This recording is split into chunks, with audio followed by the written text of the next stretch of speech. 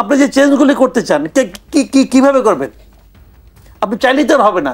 বড় একটা দল, তারা অনেক কিছু চায় না, তো তাদেরকে বাদ দিয়ে আপনি কেমন করে করবেন? নাকি এই আন্দোলন বড় দল বিএনপির বিরুদ্ধে? বিএনপি তো ক্ষমতায় নাই, আর আপনার চাপে বেড়ে সে কি রাজি হবে? যে আমি আবার দেখলাম ওদিকে কি রাজি হবে, দেখলাম চট্টগ্রামে দেখলাম শুক্রবার দিন একজন বলে ফেলেছেন শাহজাহান সাহেব যে ওনারা নাকি ক্ষমতায় যাচ্ছেন, বিএনপি হবে বিরোধী দল। মানে উনি ওনারটাও ঠিক করে ফেলেছেন, বিএনপিটাও ঠিক করে ফেলেছেন। ইলেকশন করার দরকারটা কি? বিরোধী দল উনি যদি ক্ষমতায় যায়, বিরোধী দল তো বিএনপি নাও হইতে পারে, এনসিপি হইতে পারে, বিশ্বাস কি? উনি ওনারটাও ঠিক করছেন, বিএনপিটাও ঠিক করছেন, তো আত্মবিশ্বাস ভালো। এখন কি বলবেন? এগুলি চলছে, আমরাও দেখছি, সার্কাস দেখতেছি, কি আর করবো। আগামী 5 মাসে অনেক কিছুই ঘটবে যা আমরা কল্পনাও করতে পারছি না। তবে কি নতুন মেরুকরণের পথে দেশের রাজনীতি? মাসুদ কামাল। মেরুকরণ কিনা বলা কঠিন, কারণ মেরুকরণ মানে কি, মানে দুই মেরুতে কিছু থাকবে, মাঝখানে কেউ থাকবে না। তো সেরকম হওয়ার আমি কোনো সম্ভাবনা দেখি না। দুই মেরু কোথায়? মেরু তো অনেকগুলো এখানে, সবাই তো সবার মতো কথা বলতেছে। তবে যে জিনিসটা নিয়ে আন্দোলন হচ্ছে, এই আন্দোলনের না আমি আসলে বুঝি না এই কারণে। আন্দোলন মানে কি? আপনি একটা দাবি, এই দাবিটা আপনি কারো কাছে চাচ্ছেন, সে আপনার দাবিটা পূরণ করছে না। যখন পূরণ না করছে তখন আপনি রাস্তায় নামছেন, নেমে তাকে ডিস্টার্ব করছেন। রাস্তায় নামার অর্থ তো এইটাই যে তুমি আমার কথা মানছো না। যেমন ছোটোবেলায় যেটা হইতো, মার কাছে কিছু একটা চাইলাম, দিল না, জিনিসপত্র ভাঙচুর করলাম, এটা ঢেল দিলাম, ওটা অমুক করলাম। মাকে শান্তি মতো তার কাজ করতে দেবো না, আমার এটা আগে দেও, তারপরে কাজ করবা। সেটা তো নির্দিষ্ট মায়ের কাছে দাবি, কিন্তু এখন পর্যন্ত এটি তো পরিষ্কার না দাবি কার কাছে, কার বিরুদ্ধে আন্দোলন। আপনি তো সব আসলে ব্যাপারটা বুঝতেই পারছেন। তো ওইটাই বলতে চাচ্ছি, এই দাবিটা কার কাছে? আমার তো এটাই পছন্দ, দাবিটা কার কাছে? দাবিটা যদি গভর্নমেন্টের কাছে হয়, তাহলে গভর্নমেন্টের প্রধানকে ডক্টর ইউনূস, তার সঙ্গে আলাপ করে নিতে হয়। তার সঙ্গে তো আপনি প্রতিদিনই বসার সুযোগ পাচ্ছেন। এমনকি যে আজকে যে 21 তারিখ, আজকে যে উনি বিদেশে গেলেন, আমেরিকাতে গেলেন, আজকে নিউ ইয়র্কে গেলেন, ওখানে তো জামাতের 2 জন সিনিয়র লিডার আছেন, তাহের সাহেব আছেন, নিজামী সাহেবের ছেলে, উনি বোধ ওখান থেকে জয়েন করবেন, বোধ ওখানে আছেন। তো তাহের সাহেব এখান থেকে এই প্লেনে 20 ঘন্টা জানিয়ে আলাপ করতে পারতেন। তো পৃথিবীতে অনেক বড় বড় সমস্যার সমাধান কিন্তু এই 2 জনে বৈশা হয়ে যায়। তো বললেই তো হয়। ভাই আমাদেরকে কেন কষ্ট দিচ্ছেন আপনি? আপনি যখন জেলা পর্যায়ে, উপজেলা পর্যায়ে অথবা বিভাগীয় পর্যায়ে, কেন্দ্রীয়ভাবে যখন আপনি বিক্ষোভ করেন, সমাবেশ করেন, এগুলো তো আমাদের জন্য কষ্টকর। সবাই তো আপনার দল করে না, যারা আপনার দল না করে তার জন্য এটা পেইন না একটা। কেন আপনি জনগণকে পেইন দিচ্ছেন? এই অধিকারটা আপনাকে কে দিচ্ছে ভাই? আপনাকে রাজনৈতিক দল করেন বলে অধিকার আপনি কি প্রাপ্ত হয়ে গেছেন? তা তো না। তো এটা আপনি সমাধান করেন। আপনারা প্রতিদিন একটা মিটিং হচ্ছে, চা পানি খাওয়া হচ্ছে, সেখানে কি ঐক্যমত্য কমিশন, ঐক্যমত্য কমিশনের শুনে নাকি ইন্টারকন্টিনেন্ট থেকে দামি দামি খাবার যায়। তো ওটা খাওয়া দাওয়া করতেছেন, তো খেয়ে লাভ করেন, খাওয়ার টেবিলেও অনেক কিছু হয়ে যায়। তো ওগুলো করেন ভাই। রাস্তায় কেন মানুষকে প্রবলেম ফেলাচ্ছেন আপনারা? আর যে দাবি তো 5টা দেখলাম আমি। পিয়ার নিয়ে মানে এনে রনি ভাই আছেন, উনি বলবেন হয়তো বা, আমি পিয়ারের প্রসঙ্গে আপাতত যাচ্ছি না। আরও যে আলোচনাগুলি আছে, মনে করেন জাতীয় ঐক্যমত্যের ভিত্তিতে, জুলাই সনদের ভিত্তিতে, এটা আপনি কেমন করে করবেন? এটা কি খুব সহজ? ধন্যবাদ জানাচ্ছি জনাব মাসুদ কামাল। গোলাম মাওলা রনি, একই প্রশ্ন আপনার কাছে নিয়ে আসতে চাই, রাজনীতিতে নতুন মেরুকরণের কোনো আভাস দেখছেন কিনা? না, এখানে মূল ব্যাপার হলো মাহমুদুর রহমান সাহেব যে কথাটা বলছেন, মান্না ভাই যেটা বলছেন, এটা রাজনীতির এই মুহূর্তে একটা কঠিন বাস্তবতা। আমরা যারা রাজনীতির একজন সাধারণ কর্মী, এখানে মাসুদ কামাল ভাই আছেন, মানে মূলত হয় কি, এখানে যতটা বেশি স্বচ্ছতা থাকবে, যত বেশি স্বচ্ছতা থাকবে, ততই জনগণের জন্য কল্যাণকর, রাজনীতিবিদদের জন্য কল্যাণকর বোঝা যাবে।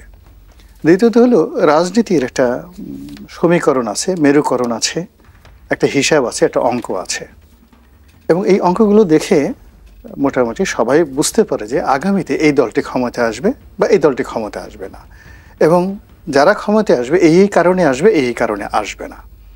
কিন্তু গত 1টা বছর ধরে আমরা যা কিছু দেখছি এবং যা কিছু ঘটছে, আমাদের সমস্ত বিশ্বাস, ভালোবাসা, আশা, ভরসা সব কিছু ভেঙে চুরমার করে দিচ্ছে। এবং আমাদের মধ্যে যারা রাজনৈতিক বিশ্লেষক রয়েছেন, রাজনীতিবিদ রয়েছেন, খোলামেলা করেই বলি, ধরেন ডক্টর মোহাম্মদ ইউনূস বা জামাতের আমির বা জনাব তারেক রহমান সাহেব আছেন, তো ওনারা তো এই মুহূর্তে, বা এনসিপির নাহিদ ইসলাম আছেন, এই কয়জন তো বাংলাদেশের সবচেয়ে আলোচিত ব্যক্তি নয়, সবই আলোচিত ব্যক্তি। আপনি গিয়ে দেখুন, তাদেরকে জিজ্ঞাসা করেন তো যে আগামীকাল দেশের রাজনীতির অবস্থা কেমন থাকবে, রাজনীতির আকাশটা কেমন থাকবে, তারা বলতে পারবে না। দ্বিতীয়ত যদি জিজ্ঞাসা করেন যে আপনি কি হ্যাপি, তাহলে তারা বলবে যে আমি জানি না, অথবা আমি হ্যাপি না, দুটোর একটা বলবে।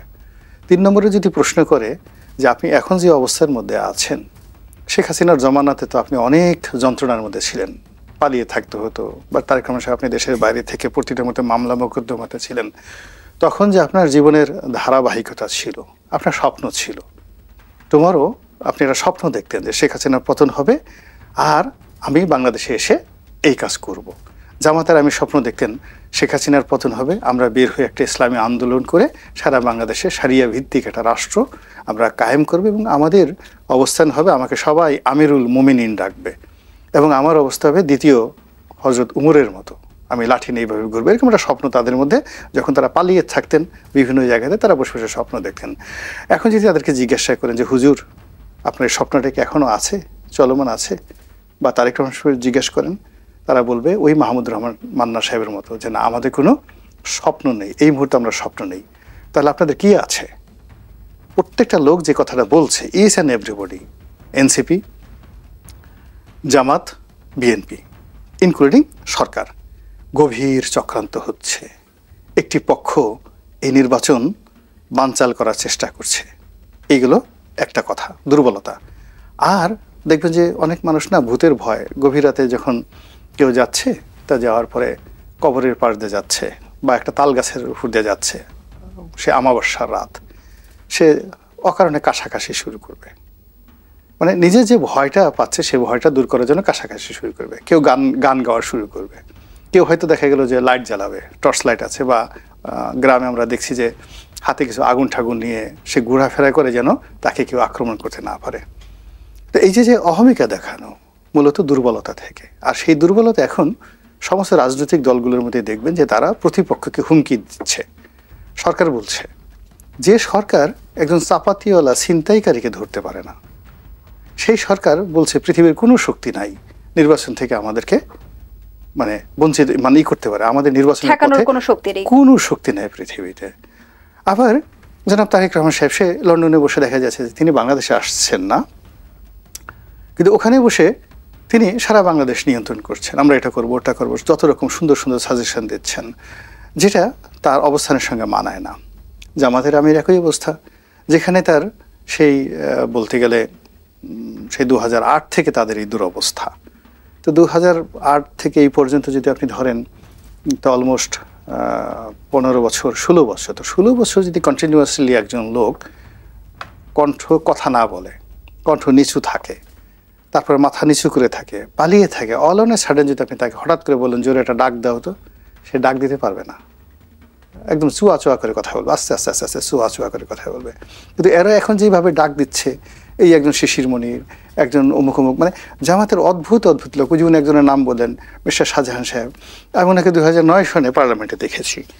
তো এই 2025 না আসলে শাহজাহান সাহেবের কণ্ঠ যেরকম বাঘের মতো, এটা আমি আগে বুঝতেই পারতাম না। উনি আমার সঙ্গে একদিন হ্যান্ডশেক করলেন, আমি তো তখন ওনার ছেলের বয়সী, সেই মাথাটা নোয়ে রনি ভাই কেমন আছেন, আমি অমুক অমুক অমুক ইত্যাদি ইত্যাদি আপনার নাম শুনছি। আমি তো ওনার বিনয়ে রীতিমতো অবাক। কিন্তু এই দেখলাম যে মাই গড, সে বিএনপিকে বিরোধী দল বানিয়ে দিল। শেখ মুজিবুর রহমান বঙ্গবন্ধু তাকে বলল যে কোন মুক্তিযুদ্ধই করে নাই, মুক্তিযুদ্ধ কে করেছে তাও বলল না। ওই জামায়াতের আমিরও কিন্তু বলেছে যে ছাত্র সংসদ নির্বাচনের প্রভাব আগামী জাতীয় সংসদ নির্বাচনেও পড়বে। তাহলে কি ছাত্র সংসদ নির্বাচনের ফলাফল জামায়াতকে আত্মবিশ্বাসী করে তুলেছে?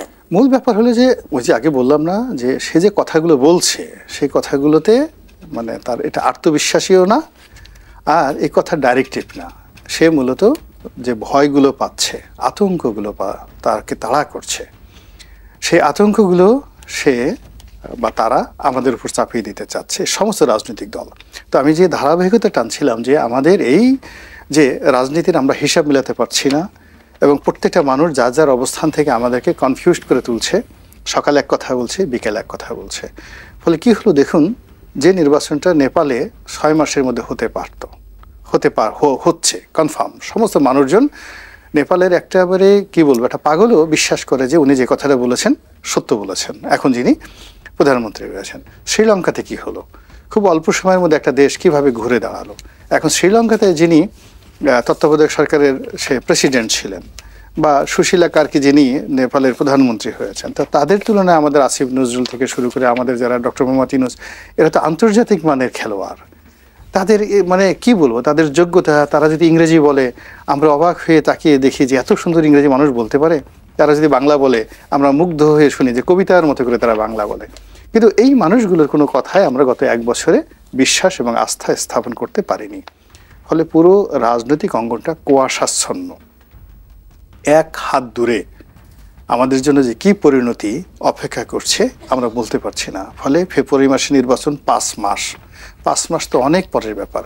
5 ঘন্টা পরেই বাংলাদেশে যে কি হবে আমরা এই কথা বলতে পারছি না। এই অনিশ্চয়তার দিকে যে আমরা নিজেরা চলে গেছি, আমাদেরকে টেনে আনা হয়েছে, এর মূল কারণটা হলো প্রতিটি মানুষ তারা নিজেদের কাছে সৎ থাকেনি। নিজেরা যা বিশ্বাস করেছে সে কথা আমাদেরকে বলেনি, এখনো বলছে না।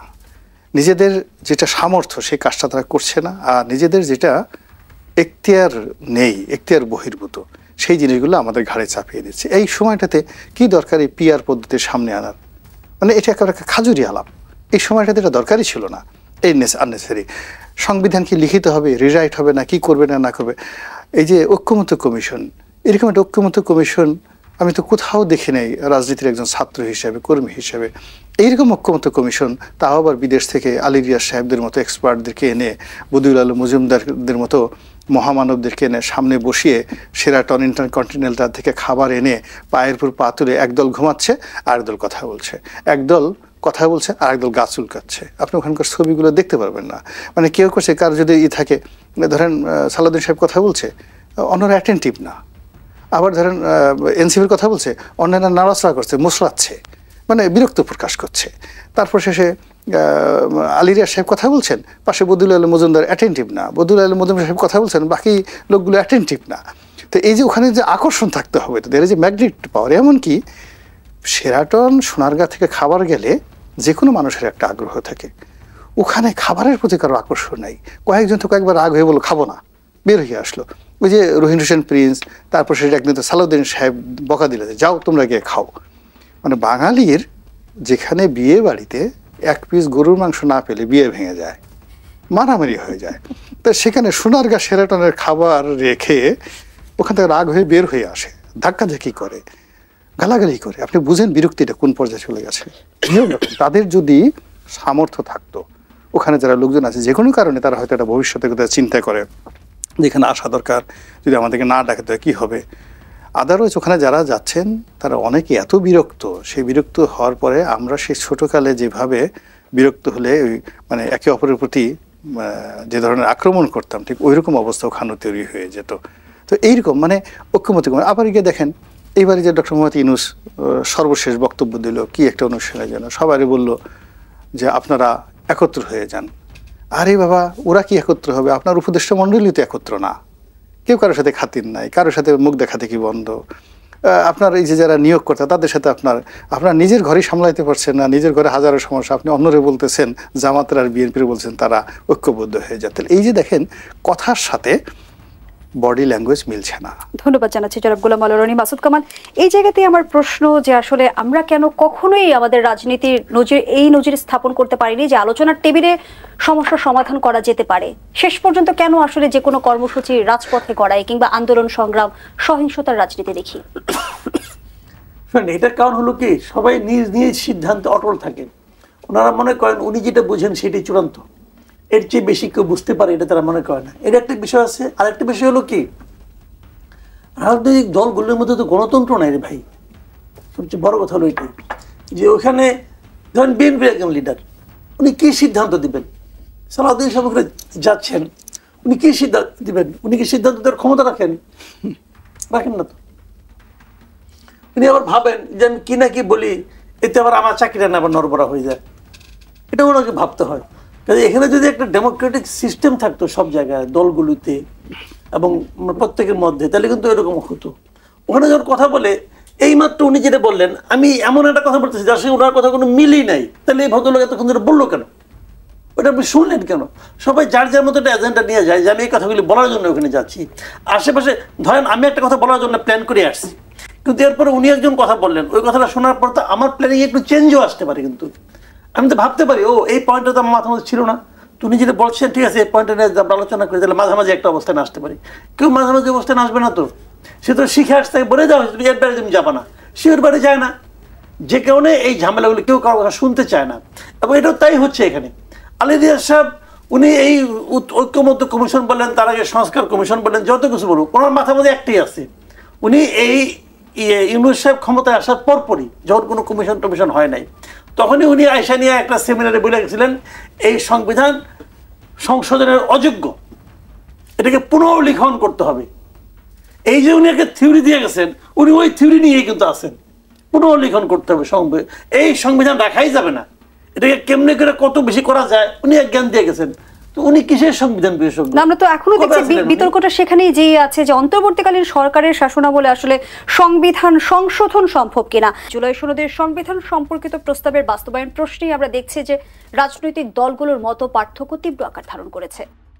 যেখানে বর্তমান সময়ে জাতীয় ঐকমত্য কমিশন বিশেষজ্ঞদের নতুন পরামর্শ প্রস্তাব উপস্থাপন করেছে, বিশেষ সাংবিধানিক আদেশের কথা বলা হচ্ছে, সেই প্রস্তাব ঘিরেও আমরা দেখছি রাজনৈতিক দলগুলো দ্বিধা বিভক্ত।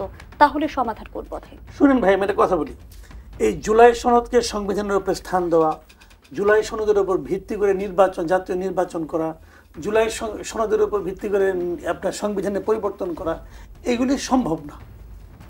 আমি বলি কেন সম্ভব না, অত দূর যাওয়ার দরকার নাই। এই আপনার 5ই আগস্টে কী হয়েছে না হয়েছে, তারপরে আপনার কিভাবে তারা 106-এ আপনার অ্যাপিলেট ডিভিশন থেকে নিচ্ছে, এগুলো তো অনেক রকম সন্দেহ আছে, ওই আলোচনা আমি করি না। আমি আপনাকে একটা শেষ দিকের কথা বলি। এই যে গত 5ই আগস্ট যেদিন নাকি জুলাই ঘোষণাপত্র প্রকাশ করা হলো, টিপ টিপ বৃষ্টির মধ্যে দাঁড়ায় দাঁড়িয়ে আমাদের ডক্টর ইউনূস সাহেব বললেন আর কি, ওটা আরেকবার পড়ে দেখেন, ওটা 20 নম্বর ধারাটা পড়েন। 20 নম্বর ধারায় বলা হয়েছে যে এই সরকারটা হচ্ছে একটা সাংবিধানিক সরকার। স্পষ্ট করে উনি এখানে বলেছেন যে আমাদের এই সরকারটা একটা সাংবিধানিক সরকার। কাগজের মধ্যে থাকলে বাইকের পরে, যদি এটা সাংবিধানিক সরকার হয়, সাংবিধানিক সরকারের মূল কাজটা কি? সংবিধান অনুযায়ী চলা, আর তো কিচ্ছু না। এই যে তারা কাজগুলি করতে চাচ্ছে এখন, এগুলি একটাও সংবিধানের মধ্যে নাই। এমনকি দ্বিকক্ষ বিশিষ্ট সংসদ, এটাও সংবিধানের মধ্যে নাই। আপনি কেমনে করবেন? আপনি কেমনে? আপনি দেখেন সাংবিধানিক সরকার। যদি বলতেন যে আমরা সংবিধান মানি না, কোনো সমস্যা ছিল না। যদি বলতেন আমরা সংবিধানকে স্থগিত করে এই সরকারটাকে গড়ে তুলছি, তাও আমার কোনো আপত্তি থাকতো না। আপনারা তো নিজেরা ওইভাবে আসছেন, আপনারা যে পথ চলা, যে ধারাবাহিকতা, ওটা যদি আপনি বিশ্লেষণ করেন, তাহলে এটা ভেরি মাচ কনস্টিটিউশনাল গভর্নমেন্ট। বাদ দেন ওগুলো। আপনি নিজে ডিক্লেয়ার করছেন 1 বছরের মাথায় এসে, অনেক গবেষণা করে অনেক জ্ঞানী লোক মিলে একটা সিদ্ধান্ত নিয়ে আপনারা একটা ডিক্লেয়ার করছেন, এটা হলো জুলাইয়ের ঘোষণাপত্র। সেখানে আপনি বলতেছেন নিজের সম্পর্কে আমরা একটা সাংবিধানিক সরকার। এবং সেই ঘোষণাপত্রের 25 দফায় কিন্তু এও বলা আছে যে নির্বাচিত সরকারের মাধ্যমে সংস্কার সম্পূর্ণ হবে। তাহলে আসলে এই বিতর্ক কেন? এটা এতক্ষণ আপনি মূল পয়েন্ট আসছেন। এটা ওনারা পড়ে নাই, অথবা পড়ে নাই, পড়া বুঝে নাই, অথবা বুঝলেও মানে নাই, কিছু একটা হবে। এখন একটা সাংবিধানিক সরকার যদি সংবিধান চেঞ্জ করতে চায়, তাহলে সংবিধানই লেখা আছে, আপনি কিভাবে চেঞ্জ করবেন? আর এই সংবিধানের গার্জিয়ানকে সুপ্রিম কোর্ট। আপনি এখন যা কিছুই করবেন, 2 দিন পরে যায়, এখন হয়তো মায়ের ভয়ে কেউ কিছু বলবেন, আপনার মব করেন না। এই গভর্নমেন্টের সবচেয়ে বড় শক্তি হলো মব। আমি কিছু বললে পরে আমার মব লেলাই দেবো, সবচেয়ে এটা তাদের একটা বড় শক্তি।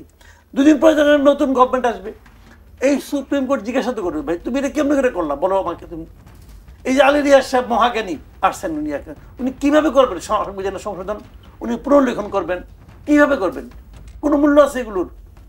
4 পয়সা কোনো মূল্য নাই, 4 আনার মূল্য নাই। উদয় বসে বসে খাওয়া দাওয়া করে আম করে পয়সা নষ্ট করে।